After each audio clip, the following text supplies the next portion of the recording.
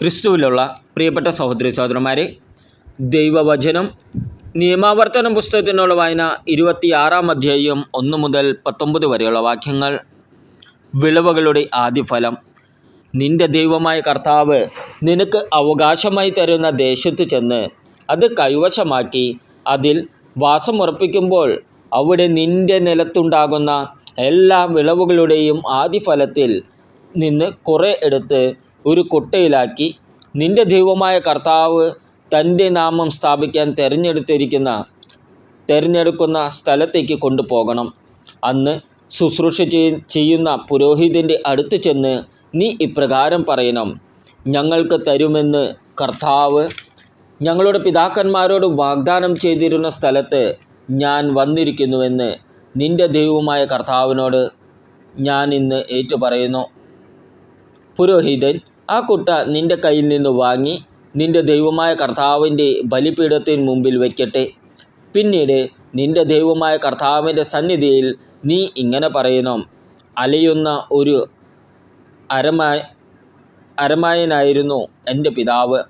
ചുരുക്കം പേരോടുകൂടെ അവൻ ഈജിപ്തിൽ ചെന്ന് അവിടെ പരദേശിയായി പാർത്തു. അവിടെ അവൻ ശക്തവും അസംഖ്യവുമായ ഒരു ജനമായി വളർന്നു. എന്നാൽ ഈജിപ്തുകാർ ഞങ്ങളോട് ക്രൂരമായി പെരുമാറുകയും ഞങ്ങളെ മർദ്ദിക്കുകയും ഞങ്ങളെക്കൊണ്ട് അടിമവേല എടുപ്പിക്കുകയും ചെയ്തു. അപ്പോൾ ഞങ്ങളുടെ പിതാക്കന്മാരുടെ ദൈവമായ കർത്താവിനോട് നിലവിളിച്ചപേക്ഷിച്ചു. അവിടുന്ന് ഞങ്ങളുടെ നിലവിളി കേട്ടു. ഞങ്ങൾ അനുഭവിക്കുന്ന നിന്ദയും ക്ലേശവും മർദ്ദനവും അവിടുന്ന് കണ്ടു. ശക്തമായ കരം നീട്ടി ഭീതിജനകമായ അടയാളങ്ങളും അത്ഭുതങ്ങളും പ്രവർത്തിച്ച് കർത്താവ് ഞങ്ങളെ ഈജിപ്തിൽ നിന്ന് മോചിപ്പിച്ചു. ഇവിടേക്ക് കൂട്ടിക്കൊണ്ടുവന്ന് തേനും പാലും ഒഴുകുന്ന ഈ ദേശം ഞങ്ങൾക്ക് തരുകയും ചെയ്തു. ആകയാൽ കർത്താവേ, ഇതാ അവിടുന്ന് എനിക്ക് തന്നിട്ടുള്ള നിലത്തിൻ്റെ ആദ്യഫലം ഞാനിപ്പോൾ കൊണ്ടുവന്നിരിക്കുന്നു. അനന്തരം കുട്ട നിന്റെ ദൈവമായ കർത്താവിൻ്റെ തിരുസന്നിധിയിൽ വച്ച് അവിടുത്തെ ആരാധിക്കണം. അവിടുന്ന് ഞങ്ങൾക്കും കുടുംബങ്ങൾക്കും തന്നിട്ടുള്ള എല്ലാ നന്മയും പ്രതി നിങ്ങളും ലേവ്യരും നിങ്ങളുടെ മധ്യയുള്ള പരദേശിയും സന്തോഷിക്കണം. ദശാംശത്തിൻ്റെ വർഷമായ 3-ാം വർഷം എല്ലാ വിളവുകളുടെയും ദശാംശം എടുത്ത് നിന്റെ പട്ടണത്തിലുള്ള ലേവ്യർക്കും പരദേശികൾക്കും അനാഥർക്കും വിധവകൾക്കും നൽകണം. അവർ ഭക്ഷിച്ച് തൃപ്തരാകുമ്പോൾ നിന്റെ ദൈവമായ കർത്താവിൻ്റെ മുമ്പിൽ ഇപ്രകാരം പറയണം: അങ്ങ് എനിക്ക് നൽകിയിട്ടുള്ള കൽപ്പനകളെല്ലാം അനുസരിച്ച് അവിടത്തേക്ക് സമർപ്പിക്കപ്പെട്ടവയെല്ലാം എൻ്റെ വീട്ടിൽ നിന്ന് കൊണ്ടുവന്ന് ലേവ്യനും പരദേശിക്കും അനാഥനും വിധവയ്ക്കും ഞാൻ കൊടുത്തിരിക്കുന്നു. ഞാൻ അങ്ങയുടെ കൽപ്പനയൊന്നും ലംഘിക്കുകയോ മറന്നു കളയുകയോ ചെയ്തിട്ടില്ല. എൻ്റെ വിലാപവേളയിൽ അതിൽ നിന്ന് ഭക്ഷിച്ചിട്ടില്ല. അശുദ്ധനായിരുന്നപ്പോൾ അതിൽ ഞാൻ സ്പർശിച്ചിട്ടില്ല. മരിച്ചവനു വേണ്ടി അതിൽ നിന്ന് ഒന്നും കൊടുത്തിട്ടുമില്ല. ഞാൻ എൻ്റെ ദൈവമായ കർത്താവിൻ്റെ വാക്ക് കേട്ട് അവിടുന്ന് എന്നോട് കൽപ്പിച്ചതുപോലെ ചെയ്തിരിക്കുന്നു. അങ്ങ് വസിക്കുന്ന വിശുദ്ധ സ്ഥലമായ സ്വർഗത്തിൽ നിന്ന് കടാക്ഷിക്കണമേ. അങ്ങയുടെ ജനമായ ഇസ്രായേലിനെയും ഞങ്ങളുടെ പിതാക്കന്മാരോട് ചെയ്ത ശബ്ദം അനുസരിച്ച് അങ്ങ് ഞങ്ങൾക്ക് നൽകിയ നാടായ പാലും തേനും ഒഴുകുന്ന ഈ ദേശത്തെയും അനുഗ്രഹിക്കണമേ. വിശുദ്ധ ജനം. ഈ ചട്ടങ്ങളും വിധികളും ആചരിക്കാൻ ഇന്നേ ദിവസം നിന്റെ ദൈവമായ കർത്താവ് നിന്നോട് കൽപ്പിക്കുന്നു. നീ അവയെ പൂർണ്ണ ഹൃദയത്തോടും പൂർണ്ണ ആത്മാവോടും കൂടെ ശ്രദ്ധാപൂർവം കാത്തുപാലിക്കണം.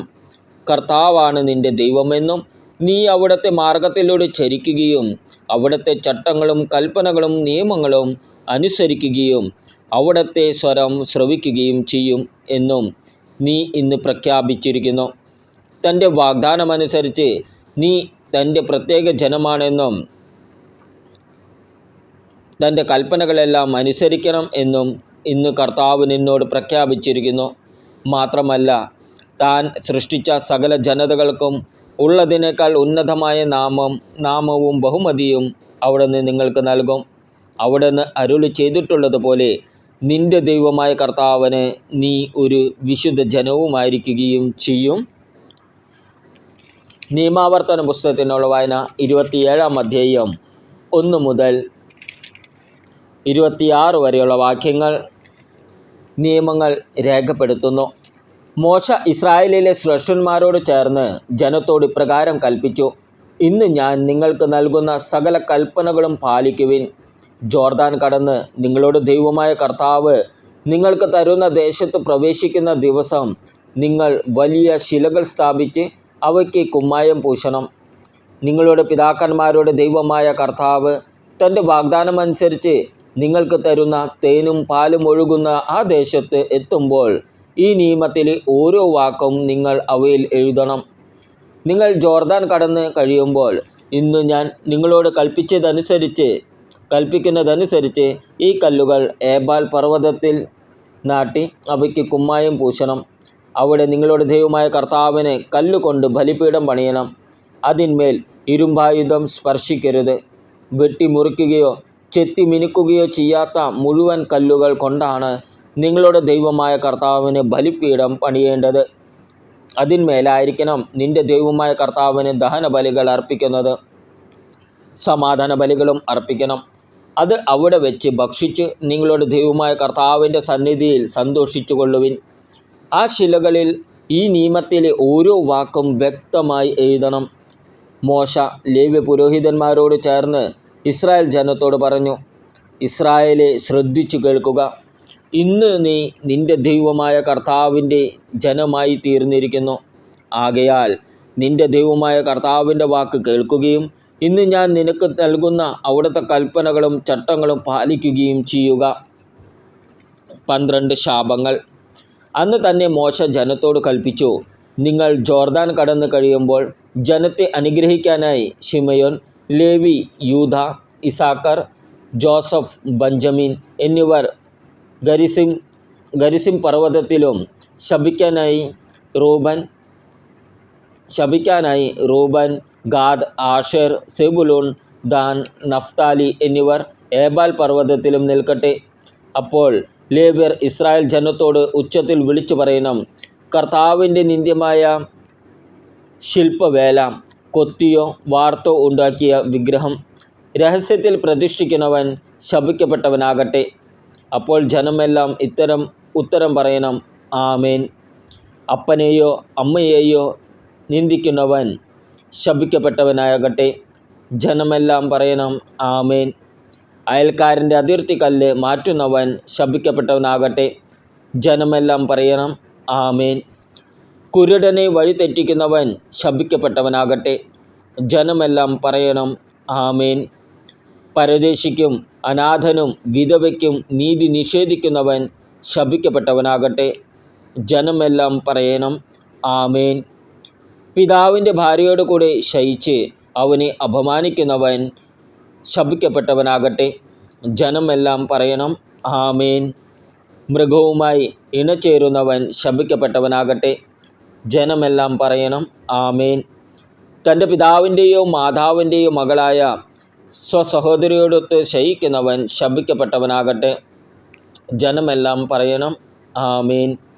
അമ്മായിമ്മയോട് കൂടി ശയിക്കുന്നവൻ ശപിക്കപ്പെട്ടവനാകട്ടെ.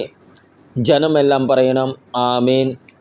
അയൽക്കാരനെ രഹസ്യമായി വധിക്കുന്നവൻ ശപിക്കപ്പെട്ടവനാകട്ടെ. ജനമെല്ലാം പറയണം: ആമേൻ. നിർദോഷനെ കൊല്ലാൻ കൈക്കൂലി വാങ്ങുന്നവൻ ശപിക്കപ്പെട്ടവനാകട്ടെ. ജനമെല്ലാം പറയണം: ആമേൻ. ഈ നിയമം പൂർണ്ണമായും അനുസരിക്കാത്തവൻ ശപിക്കപ്പെട്ടവനാകട്ടെ. ജനമെല്ലാം പറയണം: ആമേൻ. നമ്മുടെ കർത്താവായ ഈശോ മിശിഹായ്ക്ക് സ്തുതി.